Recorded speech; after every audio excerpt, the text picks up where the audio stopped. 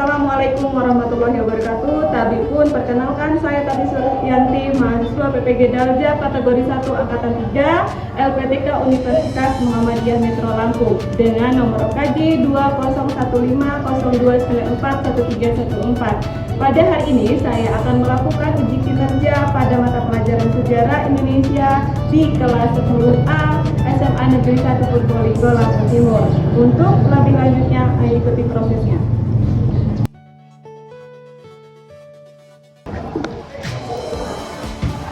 Assalamualaikum. Assalamualaikum warahmatullahi wabarakatuh. Waalaikumsalam warahmatullahi wabarakatuh. Sebelum pembelajaran dimulai, marilah kita berdoa menurut kepercayaan masing-masing. Silakan ketua kelasnya dipimpin doanya.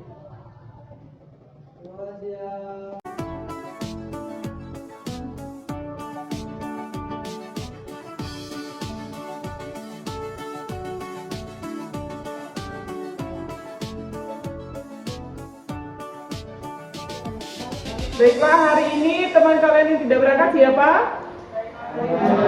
Saya. Kenapa? Sakit. Terus? Arif. Zainal Arif kenapa? Sakit. Terus siapa lagi? Sudah? 2. Oke.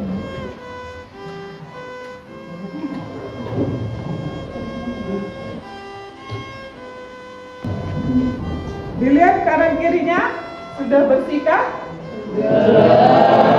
Sudah. Mejanya sudah rapikah? Sudah. Yang tidak pakai dasi kenapa? Ketinggalan. Besok jangan ketinggalan lagi ya.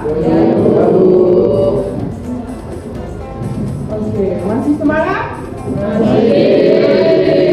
Harus tetap semangat, karena semangat itu bagian dari kita untuk mencapai kesuksesan. Minggu lalu kita masih mempelajari tentang masuknya agama Hindu-Buddha di Indonesia, dan hari ini kita akan membahas tentang kerajaan-kerajaan Hindu-Buddha yang ada di Indonesia. Tujuan pembelajaran yang pertama, peserta didik mampu menjelaskan macam-macam kerajaan di Indonesia melalui gambar yang diamati dengan benar. Yang kedua, peserta didik mampu menganalisis macam-macam kerajaan di Indonesia melalui gambar yang diamati dengan benar. Yang ketiga, peserta didik mampu mengidentifikasi tokoh-tokoh pada masa kerajaan Hindu-Buddha dan peninggalan kerajaan Hindu-Buddha di Indonesia melalui gambar dan penjelasan guru dengan benar. Pertanyaan pemantiknya, menurut kalian apa peninggalan sejarah Hindu-Buddha yang ada di Indonesia? Ada yang bisa jawab? Kerajaan peninggalannya apa? Candi apa? Borobudur. Terus candi apa lagi? Candi apa lagi? Mendut. Tapi yang begitu familiar adalah Candi Prambanan dan Candi Borobudur. Ya, akan kita bahas di pembahasan materinya. Kemudian ada garis besar materi kerajaan Hindu-Buddha di Indonesia. Di antaranya ada Kerajaan Kutai, ada Kerajaan Tarumanegara, ada Kerajaan Pajajaran, ada Kerajaan Sriwijaya, Kerajaan Kalingga, dan Kerajaan Mataram Kuno. Di setiap kerajaan Hindu-Buddha di Indonesia, menuliskan hasil diskusi pada lembar yang telah disediakan dan presentasi hasil. Oke. Sekarang kita akan masuk ke materi, yaitu kerajaan Hindu-Buddha di Indonesia. Yang pertama ada Kerajaan Kutai, ada Kerajaan Tarumanegara, ada Kerajaan Pajajaran, Kerajaan Sriwijaya, Kerajaan Kalingga, dan Kerajaan Mataram. Yang pertama Kerajaan Kutai. Ada sekitar abad 4 atau 400 Masehi. Letaknya di Kalimantan Timur di tepi Sungai Mahakam. Sumber sejarah ditemukan prasasti Yupa. Nama kerajaannya Kudungga, Aswawarman, Mulawarman. Tolak kerajaannya agama Hindu Siwa. Ekonominya perdagangan maritim. Kehidupan sosial raya tertib, rapi, karena berpusat pada raja. Kehidupan politiknya, kepala sukunya itu Kedungga, kemudian masa kejayaannya itu pada masa Mulawarman. Yang berikutnya ada Kerajaan Tarumanegara, sekitar 4 sampai 7 Masehi, letaknya di Jawa Barat, di tepi Sungai Citarum. Sumber sejarahnya berita dari Pasien yang menyebutkan bahwa kaum Brahma datang ke Taruma. Ditemukan prasasti di Ciareul, Jahu, kebun kopi, pasir awi, prasasti Munjul, prasasti Tugu. Kemudian nama rajanya Purnawarman, agamanya Hindu, Buddha, agama asli yaitu animisme dan dinamisme. Apa itu animisme dan dinamisme? Apa animisme? Percaya pada arwah-arwah. Dinamisme? Percaya pada benda-benda. Kemudian ekonominya berburu, perikanan, pertambangan, perkebunan, agraris. Kemudian kehidupan sosialnya rakyat memiliki rasa gotong royong dan rasa toleransi yang tinggi. Kehancurannya mendapat serangan dari Kerajaan Sriwijaya pada abad ke-7 Masehi. Ini prasasti Kerajaan Tarumanegara. Yang seperti yang disampaikan tadi, prasasti Tugu, prasasti Sidanghiang, prasasti Tianten, prasasti Jambu. Ada prasasti Ciareul, prasasti kebun kopi, dan prasasti pasir awi. Berikutnya ada Kerajaan Sriwijaya. Ada sekitar abad 7 Masehi di Palembang di tepi Sungai Musi. Sumber sejarahnya berita dari Arab, Sabak, Tribusa, Cina, Kelipose, India. Ditemukan sejumlah prasasti, nama rajanya Dapuntahia, Balaputra Dewa ketika mencapai kejayaan, kemudian Sanggrama Wijaya Tunggawarman. Kerajaannya agamanya Buddha, ekonominya perdagangan maritim. Sumber sejarah ini ada prasastinya, prasasti Kedukan Bukit, prasasti Kalangtuo, prasasti Telaga Batu, prasasti Kota Kapur, prasasti Karangberani. Ini gambarnya. Jelas ya, ini ada gambarnya. Ada gambar tadi prasasti Kalangtuo, prasasti Karangberani, prasasti Kota Kapur, prasasti Telaga Batu, dan Kedukan Bukit. Peruntukannya, Bandar Sriwijaya semakin lama letaknya semakin jauh dengan pantai. Adanya ekspedisi Pemalayu dari Singasari, serangan dibolehkan, persaingan dagangan Islam, harga barang-barang di Sriwijaya dan Bea Cukai di Sriwijaya semakin mahal akibat serangan dari Majapahit 1377 Masehi, kalah bersaing dengan kerajaan Siam, Thailand. Serangan dari kerajaan Pola India 1024 Masehi. Kerajaan Kalingga. menjadi perdebatan oleh para ahli sejarah. Ada beberapa musim yang mengenalkan letak Kalingga itu ada di Blora dan Purwodadi, Salatiga dan Jepara. Peninggalannya kerajaan Kalingga yang pertama itu ada Kasavitukmas, ada Sojomerto, Candi Ani dan Candi Bugra. Masa kejayaan Kalingga, salah satu pengusaha Kalingga yang terkenal yaitu adalah Ratu Bima atau Dewi Waswari. Ini runtuhnya. Setelah Ratu Sima wafat, Kalingga mulai melemah dan diketahui runtuh sekitar 752 Masehi karena serangan dari kerajaan Sriwijaya. Kerajaan Mataram kuno ada sekitar 8 Masehi. Kerajaan Mataram kuno terletak di Jawa Tengah bagian utara dinasti Sanjaya dan bagian tengah Jawa bagian tengah, bagian selatan dinasti Syailendra. Kerajaan Mataram kuno wilayahnya subur karena dikelilingi gunung-gunung yang menghasilkan sumber mata air yang bermanfaat bagi pertanian penduduk Mataram kuno. Mataram kuno itu terbagi menjadi dua, yaitu ada dinasti Sanjaya dan dinasti Syailendra. Di situ dinasti Sanjaya itu bercorak Hindu dan dinasti Syailendra bercorak Buddha. Ini adalah peninggalan dari dinasti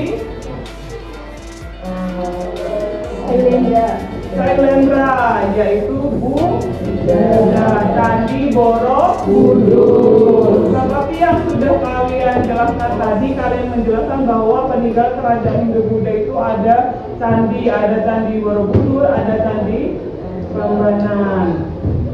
Jadi yang termasuk dalam Candi Borobudur itu adalah dinasti Syailendra yang bercorak Buddha.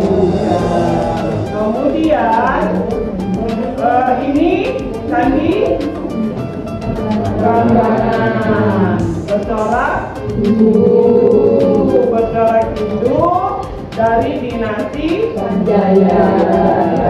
Jadi mulai sekarang sudah tahu, oh ternyata dinasti Syailendra itu yang peninggalannya itu Candi Borobudur yang bercorak Buddha, dinasti Sanjaya bercorak Hindu. Peninggalannya itu adalah Candi Prambanan. Candi Prambanan. Ya, sampai di sini penjelasan Ibu tentang materi kerajaan Buddha. Kemudian kita akan membagi kelompok. Kelompok 1 menganalisis tentang kerajaan Kutai tentang permasalahan politiknya. Yang kelompok 2 kerajaan Tarumanegara tentang kehidupan politiknya. Kelompok 3 kerajaan Pajajaran. Kelompok 4 kerajaan Sriwijaya. Kelompok 5 kerajaan Kalingga dan kelompok 6 kerajaan Mataram kuno. Kita bagi kelompoknya sesuai dengan hitungan saja ya. Oke, kita bagi kelompoknya, kita hitung dari sini ya. Silakan hitung.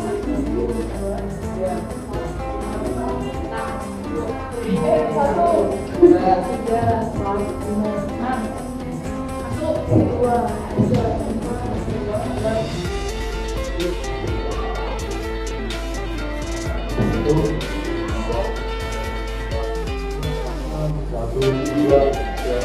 Oke, sekarang silakan kelompoknya masing-masing. Ayo, agak sedikit cepat.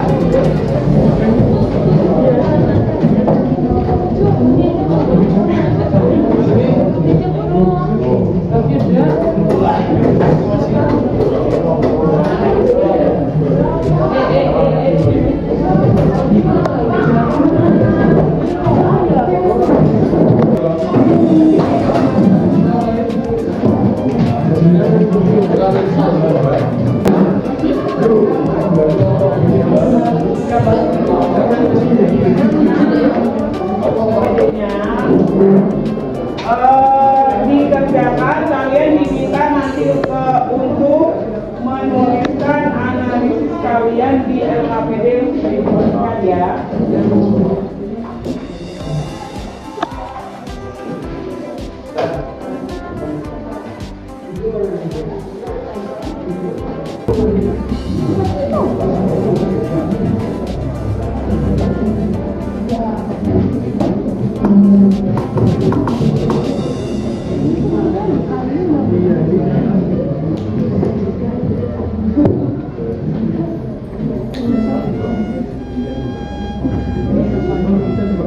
Sudah kebagian semua ya KPD-nya? Ya, kalau sudah, silakan dikerjakan sesuai dengan kelompok masing-masing ya. Ya, Bu.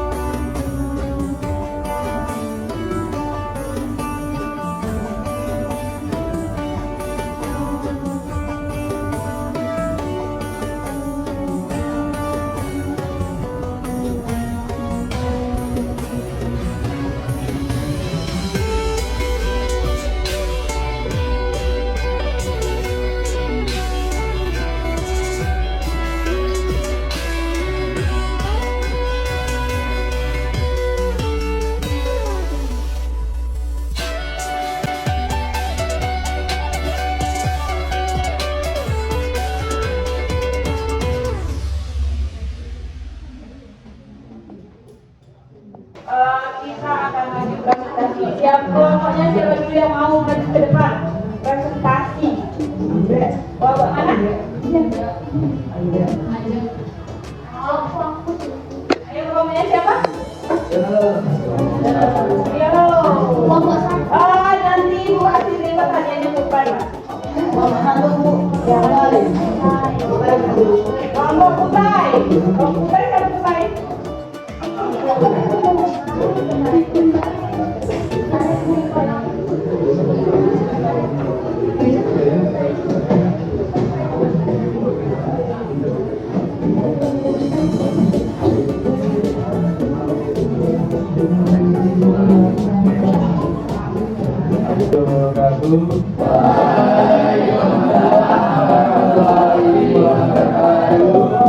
Kami dari kelompok 1 di Standar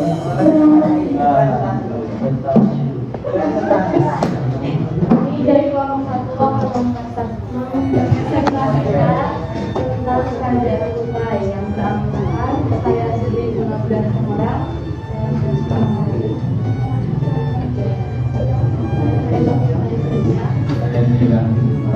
Saya tidak berat.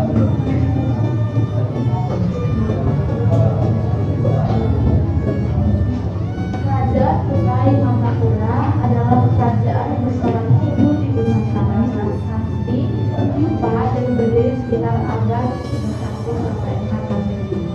Pusat kerajaan ini terletak di Muara Haman, Kalimantan Timur.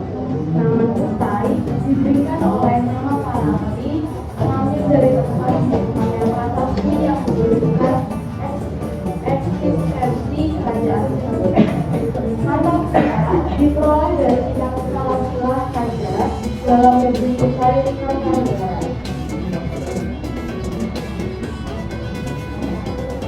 Raja-raja Kutai Mangkapura. Ada 5 nama raja yang tercatat dalam sebuah negara, yakni 3 orang di Prasasti Yupa, Balawa, dan 2 orang dalam kitab Salah Raja dalam negeri Kutai Kartanegara. Nama Maharaja juga oleh para ahli sejarah ditafsirkan sebagai nama asli orang Indonesia yang belum terpengaruh budaya India. Sistem pemerintahan yang diterapkan oleh adalah monarki, di mana otoritas tertinggi berada di tangan raja. Pada periode akhir, kerajaan Kutai mulai mengalami kemunduran. Hal ini disebabkan oleh beberapa faktor, antara lain: 1. orang yang selalu menjadi kerajaan Kutai. 2. Terjadinya perebutan kekuasaan antara raja. 3. Serangan dari kerajaan-kerajaan lain.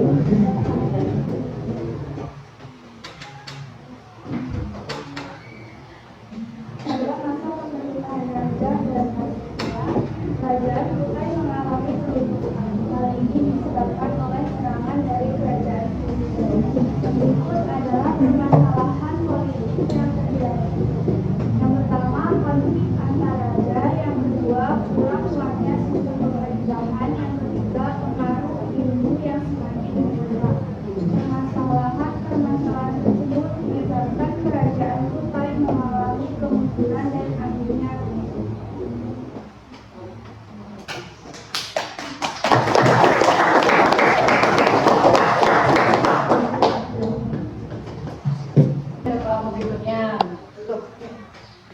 Sekian presentasi kami. Mengakhiri, wassalamualaikum warahmatullahi wabarakatuh. Waalaikumsalam warahmatullahi wabarakatuh. Assalamualaikum warahmatullahi wabarakatuh. Waalaikumsalam warahmatullahi wabarakatuh. Kami dari kelompok 6 akan presentasikan tentang kerajaan Mataram kuno. Mataram kuno. Kehidupan politik kerajaan Mataram kuno sangat menarik mengkomplikasi karena menunjukkan berbagai aspek yang berkaitan dengan pemerintahan, budaya, agama, dan ekonomi. Ada dua dinasti yang memerintah secara heterogen. Kerajaan Mataram kuno dipimpin oleh dua dinasti yang berdiri berbeda latar belakang agama dan budaya yaitu Bangsa Sriwijaya atau Bondus menguasai wilayah kerajaan Mataram kuno di Jawa Tengah bagian utara. Yang kedua, bangsa Syailendra atau Buddha menguasai wilayah kerajaan Mataram kuno di Jawa Tengah bagian selatan.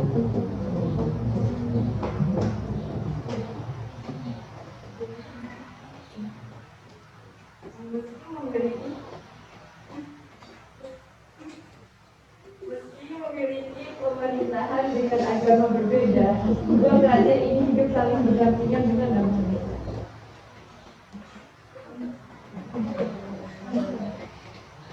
Kami akhiri, wassalamualaikum warahmatullahi wabarakatuh. Waalaikumsalam warahmatullahi wabarakatuh. Warahmatullahi wabarakatuh. Waalaikumsalam warahmatullahi wabarakatuh. Kami dari kelompok 4 tentang kerajaan Sriwijaya ingin mempresentasikan hasil diskusi kita semua. Saya sendiri Ustaz Firman Zaid.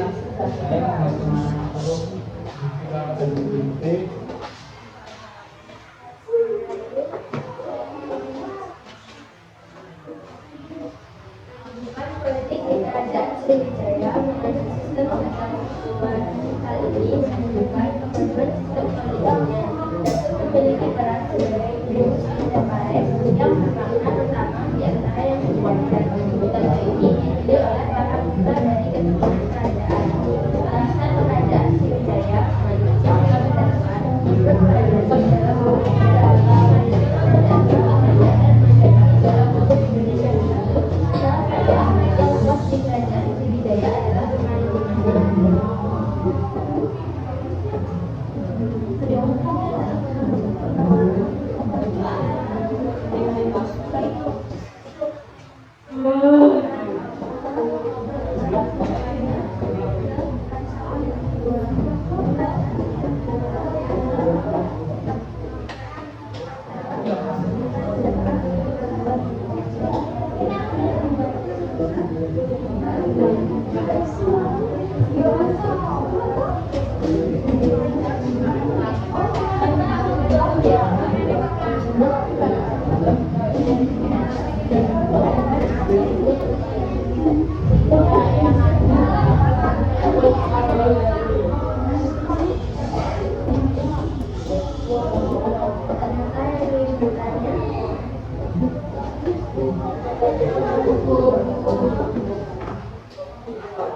Sekian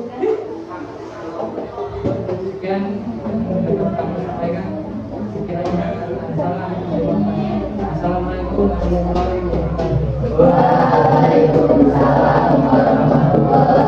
wabarakatuh.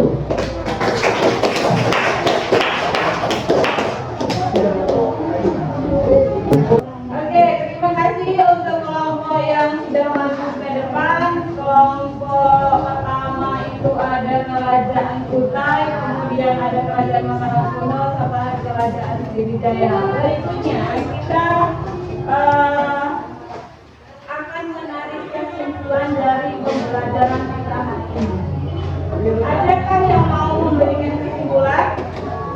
Bu, saya Bu. Ya, terima kasih Kak. Dari pembelajaran yang saya dapat hari ini tentang kerajaan Hindu-Buddha, kita tidak bisa terlepas dari kerajaan Hindu-Buddha. Apalagi lebih dahulu peninggalannya sangat banyak sekali. Ada Candi Borobudur, Candi Prambanan, dan lain sebagainya. Itu sebagai contoh kita untuk menghargai satu sama lain, terutama dalam toleransi beragama. Silakan kasih aplaus.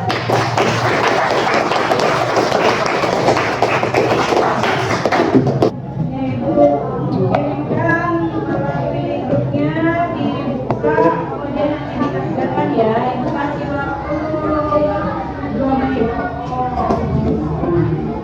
Sekarang silakan dikerjakan di link grupnya, kemudian nanti akan ibu koreksi di hasil skripsinya.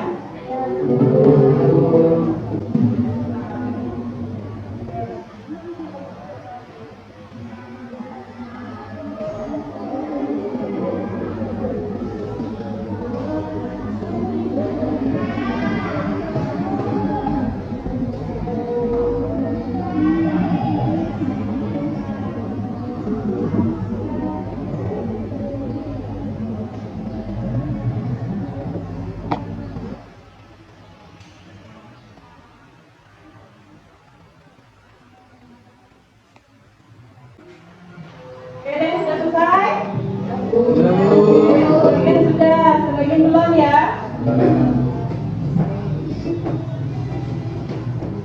Kita tunggu sampai semuanya selesai. Baiklah, berikutnya kita akan menyampaikan tentang pemahaman bermakna. Pemahaman bermakna dari materi kita hari ini tentang kerajaan budaya Indonesia, yaitu manusia berorganisasi itu untuk mencapai tujuan bersama. Sama halnya seperti kalian ikut organisasi di sekolahan, organisasi apapun itu, kalian untuk mencapai tujuan bersama, yaitu agar lebih baik. Sama halnya juga seperti kalian di kelompok tadi, ada kelompok kerajaannya, ada Kerajaan Kutai, Kalingga, Mataram Kuno, Sriwijaya, dan lain sebagainya. Itu juga untuk mencapai tujuan bersama, itu untuk mendapatkan nilai yang terbaik. Sama seperti itu ya. Ya, kita materi kita sampai di sini dulu. Berikutnya, minggu berikutnya kita akan membahas tentang kerajaan Islam yang ada di Indonesia. Sudah ada gambarannya? Baiklah, kalau sudah sekarang silakan dikondisikan kembali ke bakunya masing-masing. Kita berdoa. Mudah-mudahan kita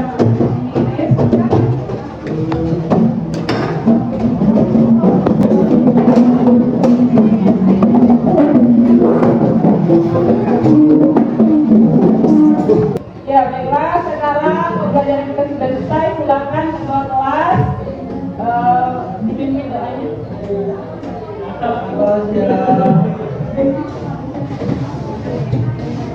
Untuk menghadiri pembelajaran pendapat Islam hari ini, mari kita berdoa.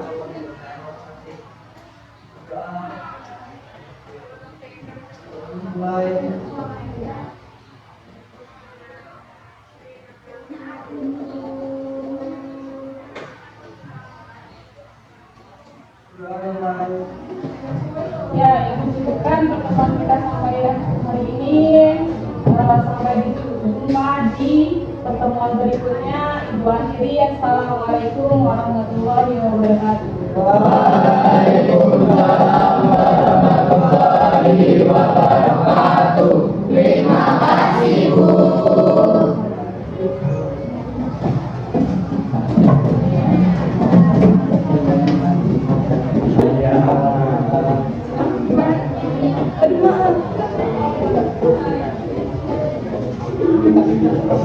Ya,